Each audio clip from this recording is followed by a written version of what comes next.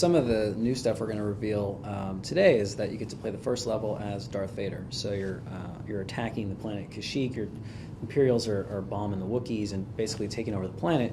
But you're on your own mission to hunt down a Jedi. And so this kind of kicks off the story of how Darth Vader takes the secret apprentice under his wing and trains him in the dark side.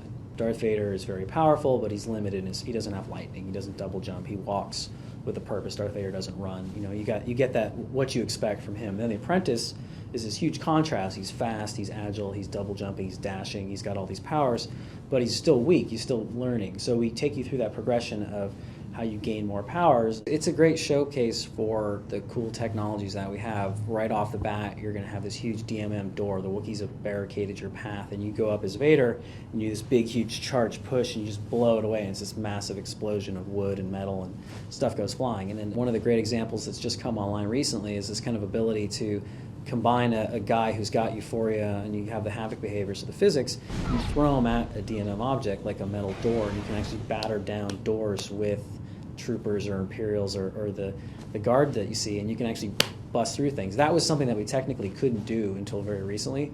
Well, we always knew that the current gen machines, you know, Wii and PS2, weren't going to be able to carry that off. It's just really technically processor intensive. We had this bar. We said, here's what we think it could be with 360 and PS3. We're never going to be able to use that tech, but what can we do to make it look as next gen as possible? The Wii version is a lot of fun because you're using the Wiimote as your lightsaber and the nunchuck as your force power, so you got this physical connection to the force, and it's better than just pressing a button.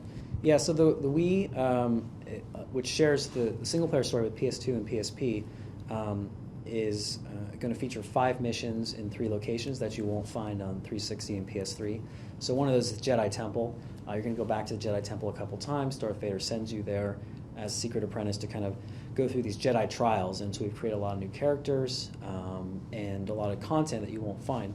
And the Wii also has dual mode, which takes all the powers and counters and defense and offense and kind of mechanics that we've created for boss fights and lets you play against a friend. The 360 and the PS3 look beautiful and have way more intricate combos and are kind of a much deeper gameplay feel, so that's probably more challenging for the advanced user. You've got all the powers, you've got all the combos, you've got a lot of stuff unlocked, you've got lightning, and you combine the lightning with your lightsaber to do these big explosions. You can pick guys up and charge them up with lightning and throw them at other guys and they explode. You can throw your lightsaber and you can jump and dash, and kind of all these things together make you this just super badass Jedi killing machine, and you're going out and you're fighting really powerful enemies. They have resistances now, there's guys you can't push, there's guys you can't zap with lightning, so you have to really get strategic or recognize what each group of enemies is going to be able to deal with, and that it is a potentially violent world, and Star Wars has the elements of combat and you know,